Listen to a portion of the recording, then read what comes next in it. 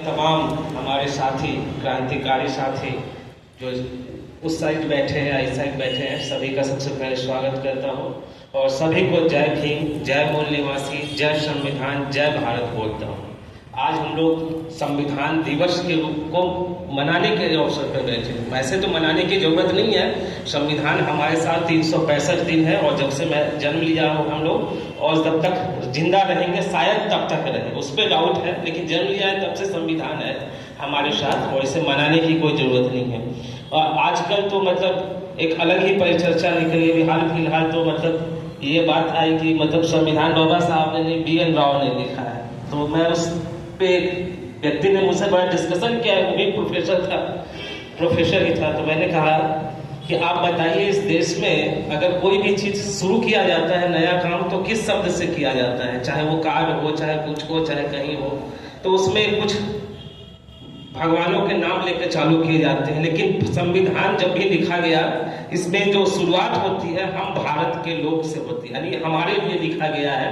और यही पहला सेंटेंस, पहला वाक्य ये प्रूफ कर देता है कि इस देश का संविधान, इस देश के बहुजन नायक मूल निवासी बाबा साहब भीमराव अम्बेडकर ने लिखा है। और इस पूरे संविधान में कहीं पे भी आप किसी धर्म के प्रतीक चिन्ह को अगर खोज के ले आए तो मैं मान लूंगा। और ये काम सिर्फ बाबा साहब अम्बेडकर से कर सकते थे और कोई नहीं कर सकता था। और पूरे संविधान में अगर दो प्रतीक चिन्ह मिलते हैं तो वो दो प्रतीक चिन्ह मिलते हैं, एक तो अशोक स्तंभ और एक मिलता है धम्म चक्र, जो कि हमारे तिरंगे में आया। और एक अशोक स्तंभ जो इस देश का नेशनल एम्बलम बना, वो भी आपके धर्म से ताल्लुकात नहीं रखता है। इसीलिए इस संविधान को लिखने वाले हमारे बाबा साहब ही थे, जिनकी आस्था, उनकी लिखावट, उनकी बनावट सब कुछ इस देश के संविधान में दिखती है। बाबा साहब का एक अमूल्य योगदान है और कहे तो हमारे ऊपर कर्ज है इस देश का लिखा हुआ संविधान। क्योंकि अगर संविधान दिवस हम लोग मनाने बैठे हैं तो सबसे पहले संविधान क्या है वो जानने की जरूरत है। तो यूं तो लोकतंत्र बहुत पहले भारत में भी रहा है और कई जगहों पे रहा है, लेकिन आधुनिक संविधान जो है ये बहुत नया शब्द है। सब पहली बार ये संविधान लिखने की कोशिश 1785 ईस्वी में फ्रांस में की गई थी, जब वहां पे के जो फिलोसोफर थे, बुद्धिजीवी थे, जॉन लॉक, थॉमस पेन, इन लोगों ने समता, स्वतंत्रता और बंधुता पर जोर दिया। और जब वहां पे क्रांति होती है फ्रांस में, न जाने कितने लोग मारे जाते हैं और उसके फलस्वरूप एक संविधान लिखने की बात होती है। और वहां पे पहली बार संविधान और कॉन्स्टिट्यूशन वर्ड आता है, जिसे आधुनिक संविधान कहते हैं। हालांकि फ्रांस का संविधान पूरी अच्छी तरीके से नहीं बन पाया, वो सफल भी नहीं हो पाया, लेकिन जो सबसे सफल संविधान माना जाता है आज की दुनिया में, जो उसके बाद 1791 ईस्वी में अमेरिका में आया। कि हम संविधान को जानना चाहते हैं, इसलिए उसके इतिहास को जानना जरूरी है। तो 1791 ईस्वी में अमेरिका में पहला संविधान एक व्यवस्थित रूप से आया और उस संविधान के आने के बाद अमेरिका में लोकतंत्र की स्थापना हुई। लेकिन उस संविधान के आने के बाद भी वहां के लोगों में भेदभाव पर्याप्त रहा। वहां पर जो रंग भेद नीति है वो चलता रहा। काले लोगों को वोट देने का अधिकार नहीं था, महिलाओं को वोट देने का अधिकार नहीं था, कानून के नजर में सभी समान नहीं थे। उतने सफल संविधान होने के बाद भी उस 1791 में संविधान आने के बाद 1850 की ईस्वी के आसपास फिर अमेरिका में एक गृह युद्ध होता है। पूरे अमेरिका में मार काट भगदड़ मच जाती है, सिविल वॉर होता है। और तब जाके अब्राहम लिंकन आते हैं और तब जाके 1956 में ये जो काले लोगों को वोट देने का अधिकार मिलता है। सोचिए कितना संघर्ष करना पड़ा वहां के काले लोगों को सिर्फ वोट का अधिकार लेने के लिए। उसके बाद भी महिलाओं को अधिकार नहीं मिला वोट देने का, सिर्फ पुरुषों को अधिकार था, जो कि सबसे लीडर कहा जाता है पूरी दुनिया का। आज भी अमेरिका को हम मानते हैं। उसके बाद 1920 में फिर एक बार सिविल वॉर होता है। पूरे अमेरिका में क्रांति हो जाती है, पूरे अमेरिका लहूलुहान हो जाता है, हजारों लोग मरते हैं, धरना होता है, प्रदर्शन होता है। और 4 सालों के बाद फिर जाके महिलाओं को वोट देने का अधिकार मिलता है। उसके बाद भी सारे लोगों को समान अधिकार नहीं मिला था। वो जाके 1960 के आसपास जब सिविल डिसोबीडियंस आंदोलन चलता है, तब मार्टिन लूथर किंग जूनियर के साथ एक अलग आंदोलन हुआ, उसके बाद आया। और इन सारी चीजों को देखते हुए आप सोचिए कि जब बाबा साहब ने संविधान लिखा तो इस देश के लोगों को, इसके बहुजन को कितनी चीजों से बचा लिया।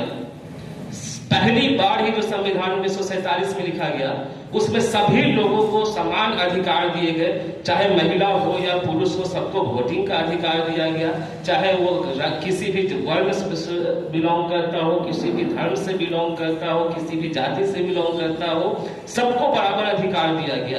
तो कहीं ना कहीं हम लोगों ने, शायद इस देश के बहुजन लोगों ने इस संविधान को पाने के लिए उस संघर्ष को नहीं किया है। हमें बैठे बिठाए मिल गया, बाबा साहब अकेले हमारे तरफ से लड़ते रहे, चाहे वो गोलमेज सम्मेलन हो, हम लंदन जाके लड़े हो, चाहे वहां से आने के बाद भारत में लड़े हो, हर मंच पर, हर जगह पर, पूरे दुनिया के प्रेस में, मीडिया में, हर जगह हम सारे लोगों के बदले अपनी दलीलें उन्होंने रखी और दिलवाया, लेकिन हम लोगों ने शायद संघर्ष नहीं किया। इसीलिए उस संविधान की कीमत को आज तक हम लोग नहीं पहचान पाए।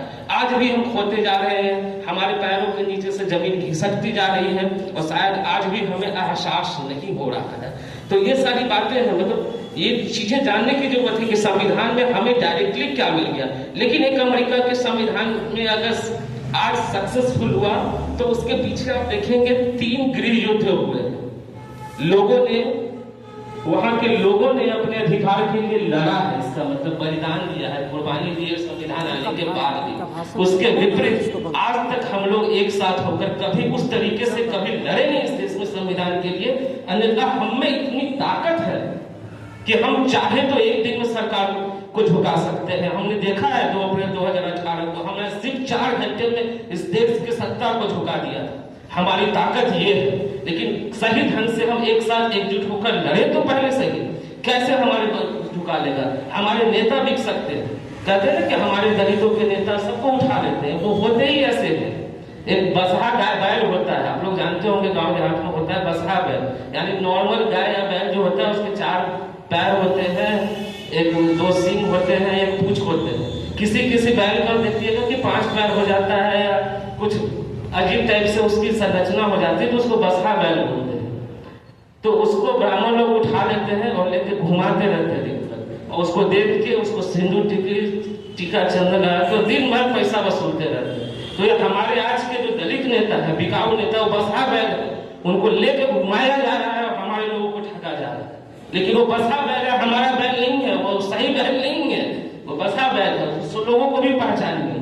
और जो सबसे बड़ी बात, बहुत लंबा नहीं खींचूंगा, 25 नवंबर 1949 को जो भाषण दिया था सामने बाबा साहब अम्बेडकर ने, उसके बाद 26 नवंबर 1949 को अगले दिन ये संविधान को पास किया गया था संविधान सभा में।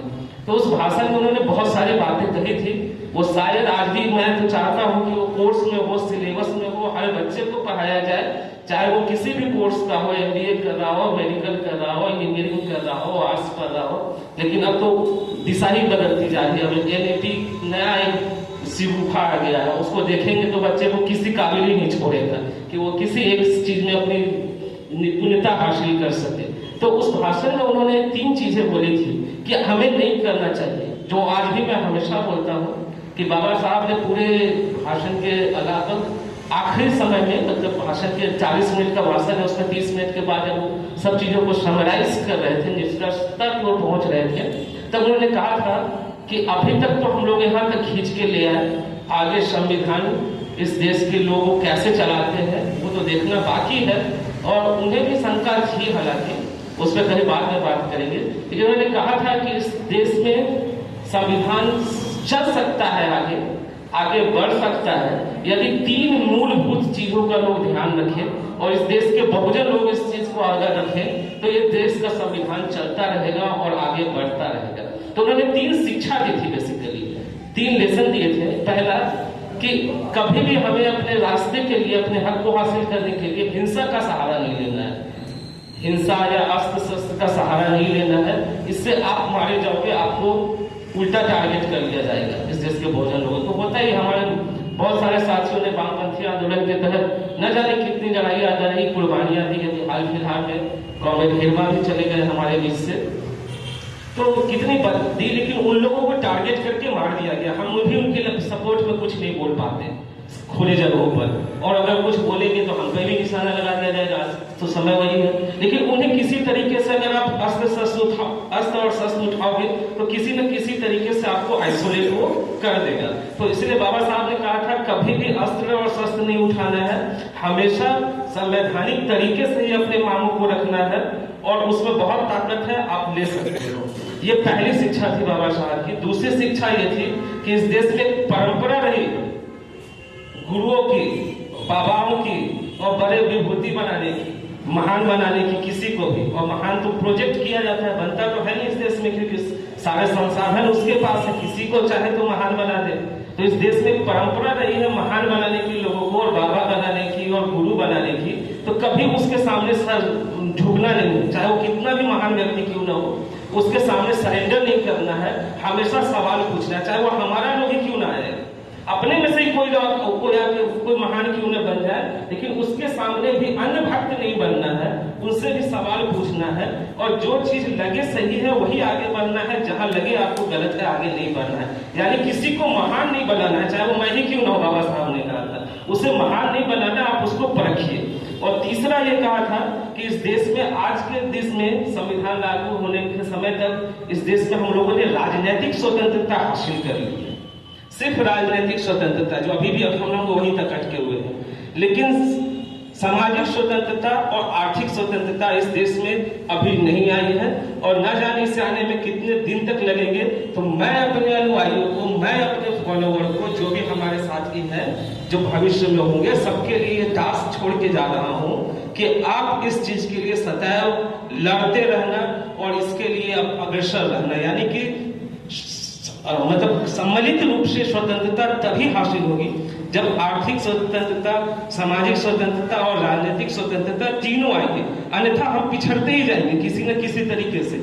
आज के डेट में जैसे हमारे पास अर्थ नहीं है, अगर पैसे नहीं है तो हम अपने बच्चों को, अपने परिवार को उस स्तर पर शिक्षा नहीं दे सकते, स्वास्थ्य व्यवस्था नहीं दे सकते, हमारी समाज में पहचान नहीं है, हम किसी तरीके से पढ़ के, जैसे हम लोग हैं, एक लोग चले जाएंगे किसी नौकरी में, किसी संस्थान में, बड़े संस्थान में, मैं भी चला गया बड़े संस्थान में, लेकिन वहां फिर क्या, वहां तो हमें कोई नहीं पूछ रहा, वहां तो हमें दिन रात पीछे ढकेलने की कोशिश की जाती है, तरह तरह के छल प्रपंच हर चीज किए जाते हैं, किसी तरीके से अपने नौकरी बचाने में हम लगे रहते हैं। तो इसलिए मतलब जब तक ये तीनों चीजें नहीं आएगी, हम सामाजिक रूप से नहीं उठेंगे, राजनीतिक रूप से नहीं उठेंगे और आर्थिक रूप से नहीं उठेंगे, तब तक ये स्वतंत्रता, ये संविधान अधूरा है। इसीलिए उन्होंने कहा, इसलिए ये नारा दिया जाता है, हम लोग आज भी बोलते हैं, बाबा तेरा मिशन अधूरा, हम सब मिलकर करेंगे पूरा। तो ये अधूरा मिशन वही है, हमें इस देश में सामाजिक लोकतंत्र और आर्थिक लोकतंत्र लाना है। ये 3 शिक्षा उन्होंने दी थी। तो ये 3 शिक्षा को हम कितना फॉलो करें, क्योंकि कहीं ना कहीं से इस देश में जो दबा हुआ है, कुचला हुआ है, शोषित है, पीड़ित है, सब अलग अलग लड़ाई लड़ रहे हैं। चाहे वो मजदूर आज बैठा हुआ है, नया लेबर कोड लाया गया, उस पर मतलब जब ब्रिटिश काल में भी इतनी सारी, ब्रिटानिया हुकूमत में भी इतनी कड़ी लेबर लॉ नहीं थी जो आज के डेट में लाया जा रहा है। कभी किसानों के लिए रिफॉर्म लाया जाता है, कभी एजुकेशन के सेक्टर में छेड़छाड़ किया जाता है, सब अपने अपने तरफ से एजुकेशन में किया जाता है। तो प्रोफेसर या स्टूडेंट्स छात्र आंदोलन कर रहे हैं, जब मजदूरों के साथ किया जाता है तो मजदूर आंदोलन कर रहे हैं, जब किसानों के साथ किया जाता है तो किसान आंदोलन कर रहे हैं, जब हम जैसे बुद्धिजीवी लोग संवैधानिक अधिकारों के लिए कर रहे हैं, तो क्यों नहीं सारे चीजों को एक साथ कलर किया जाए। अगर धनबाद में अगर कोई मजदूर आंदोलन कर होता है तो उसमें हम सारे लोगों को सक्रियता निभानी चाहिए, जो भी सक्षम है।